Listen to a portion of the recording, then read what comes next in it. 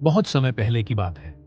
घने जंगलों, ऊंचे पहाड़ों और बहती नदियों के बीच बसा था एक वैभवशाली राज्य, वीरगढ़। वीरगढ़ अपनी समृद्धि, न्याय और शांति के लिए पूरे देश में प्रसिद्ध था। इस राज्य के राजा थे राजा आदित्य वर्मन। राजा आदित्य वर्मन केवल पराक्रमी ही नहीं, बल्कि बुद्धिमान और दयालु भी थे। उनकी तलवार जितनी तेज थी, उनका हृदय उतना ही कोमल।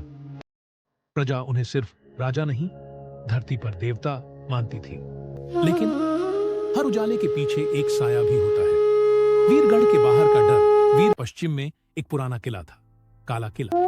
वह किला वर्षों से वीरान पड़ा था। कोई वहां जाता नहीं था, और जो गया वह कभी लौटा नहीं। लोग कहते थे, उस किले में एक भूत रहता है जो हंसता भी है और मारता भी है।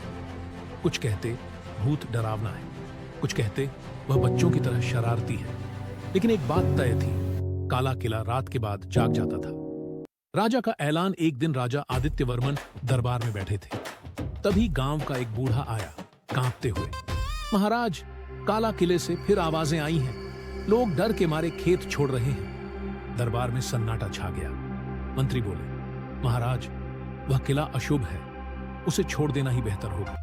खटखट। एक अजीब सी हंसी गूंजी। राजा ने तलवार खींच ली। कौन है वहां? राजा गरजे।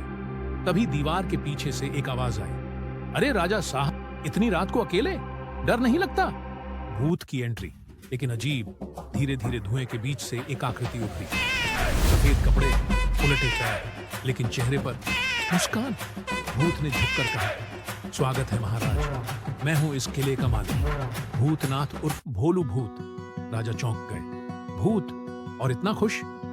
भोलू भूत हंस पड़ा। अरे डराऊं क्या, सदियों से अकेला हूं, किसी से बात करने को दिल तरस गया था। राजा ने तलवार नीचे कर दी। तो लोगों को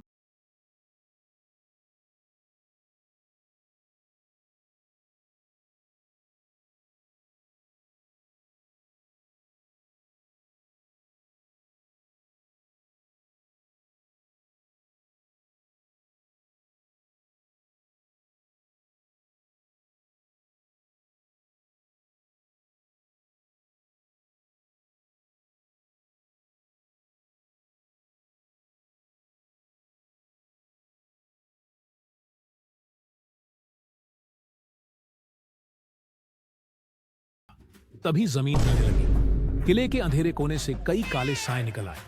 भोलू भूत चिल्लाया, महाराज, ये अंधकार के भूत हैं, इन्होंने ही मुझे यहां बांध रखा है। राजा ने तलवार उठाई। तो आज वीरगढ़ का राजा और एक भूत साथ लड़ेंगे। पार्ट 1 का अंत, सस्पेंस। राजा की तलवार चमकी। भोलू भूत हवा में घूमा। काला किला युद्धभूमि बन गया। लेकिन अंधकार का असली राजा अब भी छाया में छुपा था। क्या राजा और भूत जीत पाएंगे? भोलू भूत का पूरा सच क्या है? काला किले का रहस्य क्या है?